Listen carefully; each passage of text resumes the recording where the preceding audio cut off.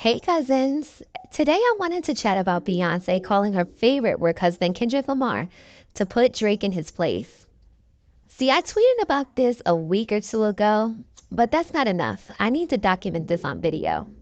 Fans believe Beyonce shaded Drake by posting this red bandana last week off the heels of the Drake vs. Kendrick Lamar beef and Kendrick unifying gangs in LA during his pop-out show.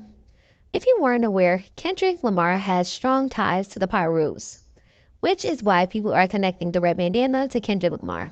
It seems like a stretch to me, but walk with me as I take you down this rabbit hole and why there might be some validity in Beyonce taking sides with Kendrick. We are back in the year 2022, right? On June 16, 2022, Beyonce announced her seventh studio album, which would be a part of a three acts. Beyonce revealed this album was years in the making, and she spent most of COVID and the following years putting it together. Act 1, Renaissance, was released on July 29th, and it featured dance, ballroom, and house music concepts. When Beyonce announced her surprise album on June 16th, she wasn't the only one making an announcement. Drake decided he wanted in on the fun and announced his very own album, Honestly Nevermind, that would be released later that night, June 17th. He revealed it took him 6 months to create. Now, you're probably wondering, what's the problem with that? Why can't Drake also announce a new album the same day as Beyonce? She's not the only one who can announce an album. Well, the funny thing is, Drake's new album included elements of Jersey Club, hard techno, R&B, ballroom, and of course, Drake's traditional style of hip hop, which is kind of mirrored Beyonce's album, especially with the ballroom, the dance, and the text mail. Is that a coincidence?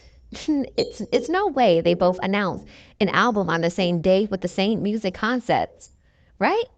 Turns out, while Beyonce was creating her album, Drake was taking his own personal notes. Drake was aware of the direction Beyonce was going with her new album because he was a contributor to that album. Drake is credited as a co-writer on track number 11, Heated, and it's alleged there were additional songs he was on, but that got scrapped because of the situation. Beyonce is known for creating moments with her music.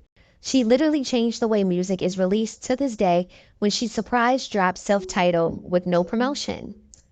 She is known for presenting or reinventing concepts from legends before her to new audiences while also paying homage. So her bringing ballroom and dance music back would have been no different for this era. But lo and behold, Drake, after secretly working on this project with Beyonce, tried to colonize, as Kendrick Lamar would say, and release his own album with similar concepts to make it appear he was already ahead of the curve. He was ahead of the new movement Beyonce had plans to use. Ain't that some sneaky shit? From my perspective, it appears Drake wanted to be the face of said new era, similar to how he tried using AI in his battle with Kendrick, but that's another story we'll get to later. But it's safe to say Drake pulled the chair from up under Beyonce when she wasn't looking, stealing her concept. So not only did he have a similar concept as Beyonce, the cover art to both albums also featured chrome coloring. Honestly Nevermind was released on June 17th to weird and some negative reviews. Unfortunately for Drake, it will be considered a flop and didn't get the response he wanted from critics and the general public. However, Beyonce kept the ball rolling, releasing Renaissance, which received critical acclaim and great reviews from the general public and her fans. Beyonce literally owned the summer of 2023 with her album and the Renaissance World Tour. Even her daughter Blue Ivy turned heads and had people in awe when she joined her mom on stage to perform. Kendrick Lamar also made a guest appearance during a stop in Los Angeles. While Beyonce didn't say anything public about Drake stepping on her toes, it's safe to say she wanted to get her lick back. Allegedly. Renaissance featured a song called America Has a Problem, track number 14, but Beyonce doubled back after the release of her new album and dropped a single remix to America Has a Problem that featured none other than Kendrick Lamar, her favorite work husband. And I feel the phone call to Kendrick was very simple. kick his ass. And she didn't even have to say whose ass needed to be kicked because Kendrick already knew whose ass he wanted to whoop. On wax, of course. Especially since Drake released Honestly Nevermind on Kendrick's birthday on June 17th. It was a perfect opportunity for Kendrick.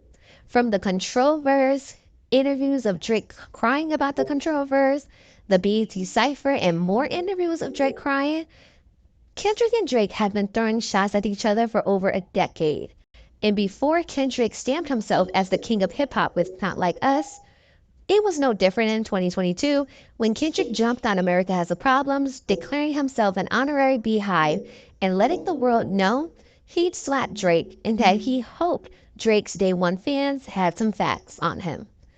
Allegedly, Kendrick even called out Universal Music Group for playing possum, knowing he's a businessman, possibly a shot at them trying to introduce AI as a platform with their new deals. He then says even AI got to practice cloning Kendrick, a double meaning to artificial intelligence, and Allen Iverson, who had a famous "we talking about practice" quote during an NBA press conference. Remember I said earlier it appears Drake was used to test the introduction of AI to the music industry when he dropped that song featuring AI Tupac and Snoop Dogg? However, the song was taken down after Drake was threatened with a lawsuit from Tupac's estate.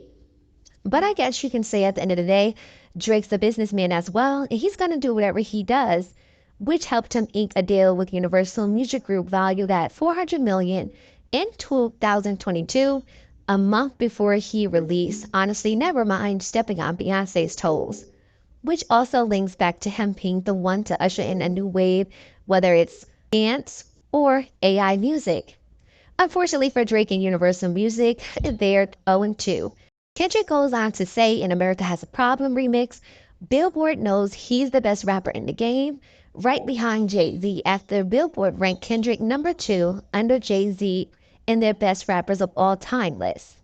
And he pretty much proved that, ending Drake with Euphoria, 616 in LA, Meet the Grams, and the mega hit Not Like Us.